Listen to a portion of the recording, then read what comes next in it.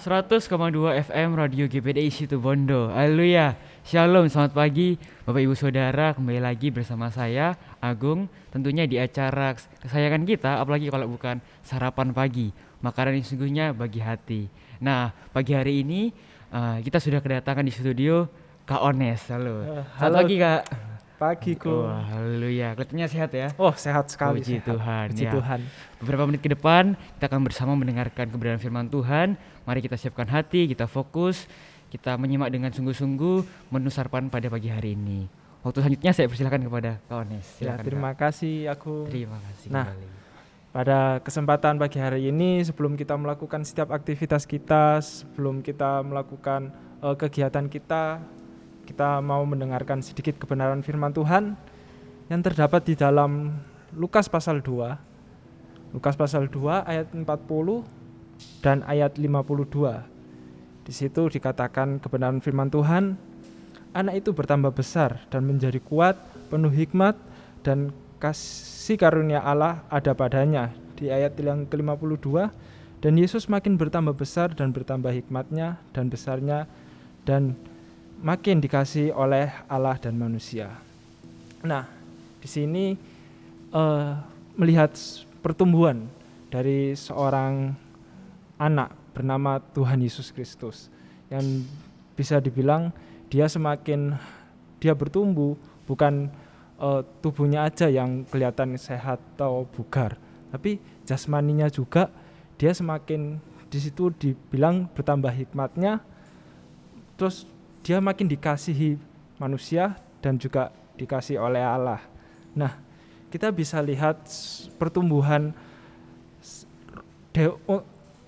untuk menjadi orang dewasa itu tidak hanya secara tubuh aja, tapi secara rohani. Nah, dalam waktu singkat, Tuhan itu tidak singkat juga. Dalam pertumbuhan itu pasti ada butuh namanya proses. Nah, ketika orang Kristen untuk menjadi tumbuh dewasa secara rohani, itu juga ada prosesnya. Tuhan dari kecil hingga besar, ketika Tuhan menjadi manusia juga ada proses untuk menjadi berhikmat, terus menjadi orang yang dipakai, terus makin dikasih oleh Allah. Ada proses. Nah, dari setiap kehidupan kita untuk menjadi orang yang Kristen yang seperti Tuhan, itu pasti ada prosesnya. Nah, sebagai orang percaya, sebagai orang Kristen, pasti prosesnya untuk mengenal akan Tuhan itu pasti ada namanya baptis yang kita tahu, dan juga perjamuan untuk orang-orang yang benar-benar setelah mati terus lahir kembali untuk terus memuliakan Tuhan. Nah, di sini kita belajar dari pengalaman atau umur panjang atau orang yang sudah tua mungkin, itu belum tentu hidup mereka mengenal akan Tuhan, atau bisa dibilang mereka kenal betul sama Tuhan. Tapi orang dewasa rohani itu bisa dilihat dari sikap, terus bisa dilihat dari ketika ada masalah yang datang, ketika ada cobaan datang, di situ bisa kita lihat rohaninya, dewasa rohaninya. Ketika orang misal udah umur 79, tapi ketika ada masalah sedikit dia mengeluh, aduh saya pengen mati aja, udah umur segini, udah sepuh juga. Nah, di situ bisa lihat orang yang tua pun, kalau misal pun dia sudah lama tapi dia tidak dekat sama Tuhan, di situ kita bisa lihat dia belum dewasa secara rohani. Nah, bagaimana kita bisa menjadi seorang dewasa rohani? Pertama, ada tiga yang saya bisa bagikan. Yang pertama, pembentukan. Nah, dalam pembentukan seorang Tuhan mengizinkan hidup kita itu dibentuk. Dalam contoh di dalam Yeremia 18 ayat yang ketiga sampai ke-6. Yeremia 18 ayat 3 sampai ke 6. di sana dituliskan, lalu pergilah aku ke rumah tukang periuk, dan kebetulan ia sedang bekerja dengan pelarikan.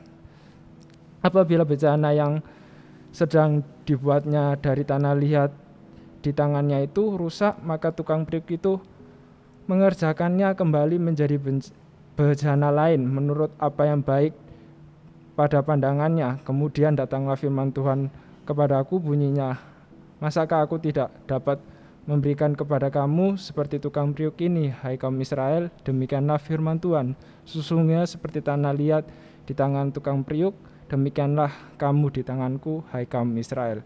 Nah, di sini mungkin konteksnya memang untuk kaum Israel pada pembuangan, tapi kita bisa lihat pembentukan rohani kita itu juga seperti tanah liat yang bisa dibilang kita dibentuk oleh tangan Tuhan sendiri.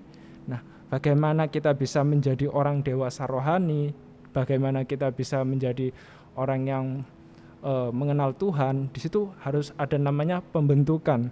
Nah, tukang periuk atau seorang penjunan akan memproses tanah liat itu sampai benar-benar hasilnya memuaskan.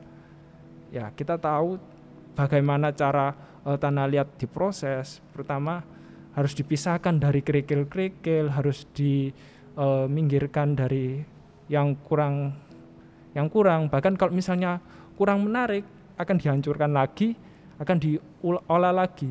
Bagaimana bejana itu pengen jadi bagus, dia akan terus dihancurkan, akan dibuat sedemikian rupa hingga akhirnya menjadi bagus. Nah, kita mau menjadi tanah liat, biarkan Tuhan yang membentuk dalam kehidupan kita, biar kita menjadi dewasa rohani, kita serahkan diri kepada Tuhan. Jangan kita ada dua, tanah liat dan batu. Nah, batu yang ada di tanah liat itu tidak bisa dibentuk, atau dia sudah benar-benar keras, tidak bisa seperti tanah liat yang dibentuk. Nah, kita mau jadi mana? Orang jadi tanah liatnya atau batunya?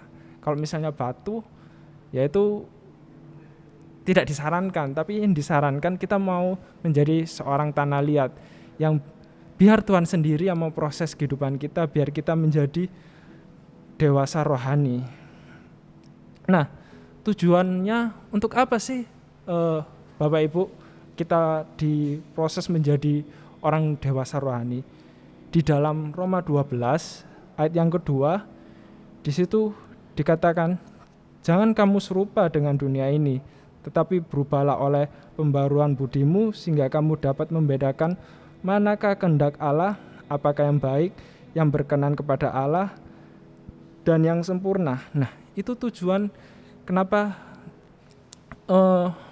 pembentukan dalam kehidupan dewasa rohani kita. Nah, agar kita bisa membedakan mana yang seharusnya dilakukan, apa yang seharusnya tidak dilakukan. Nah, mungkin kita bisa tahu dunia itu menawarkan banyak hal yang membuat kita terlena. Tapi di sini kita mau, tujuannya kenapa ada namanya proses pembentukan. Nah, agar kita bisa membedakan mana yang baik, mana yang jahat, mana dunia tawarkan, mana yang Tuhan tawarkan. Itu kita tinggal pilih.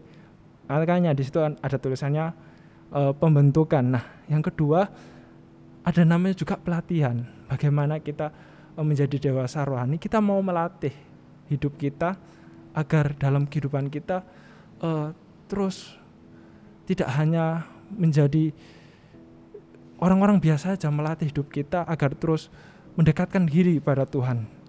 Terus tidak hanya untuk melatih juga, yang ketiga ada juga di tulisannya disiplin. Tidak hanya dalam pembentukan untuk melatih saja, tapi juga ada disiplin. Ketika kita mau menjadi orang dewasa rohani, itu juga harus disiplin Bapak Ibu. Bagaimana kalau misalnya kita tidak disiplin, misalnya kebenaran firman Tuhan bilang jangan mencuri, jangan berbohong. Hari ini kita tidak melakukan, tapi besok kita melakukan. Jadi sama aja bisa dibilang bohong Bapak Ibu. Nah, tapi kita mau bagaimana kita bisa menjadi dewasa rohani, ya kita harus disiplin, tidak hanya untuk hari ini aja, tapi hari esok juga, besoknya lagi, tidak hanya berbohong, tidak hanya, tapi semua kebenaran firman Tuhan yang kita dapat untuk mendewasakan rohani kita harus disiplinkan, jangan kita bolong-bolong melakukannya. Yang pertama, kita mau untuk Tuhan sendiri yang membentuk. Yang kedua, kita juga mau melatih, jangan sampai itu kita enggak lakukan, enggak terapkan. Yang ketiga, kita juga harus mendisiplinkan kehidupan kita agar terus melakukan, jangan sampai bolong-bolong. Ya, mungkin cuma itu saja yang bisa saya bagikan. Selanjutnya saya serahkan lagi ke Agung. Iya Kak, terima kasih Kak Ones. Luar biasa, kita belajar bahwa orang yang secara jasmani dewasa belum tentu dewasa secara kerohanian. Ya, betul. Dan bagaimana kita mendewasakan kerohanian kita, tadi bisa lewat 3 cara, lewat pembentukan, pelatihan, dan disiplin. Ya. Dan tiganya tidak bisa lepas satu sama lain, tapi Ya, berikatan, harus berdampingan ketiganya dilakukan. Nah, mungkin begitu Bapak Ibu Saudara untuk sarapan kita pada pagi hari ini, karena waktu kita juga terbatas. Dan mungkin ini sarapan pada pagi hari ini. Sampai jumpa di kesempatan sarapan di esok hari. Terima kasih, Tuhan Yesus memberkati. Haleluya. Dadah.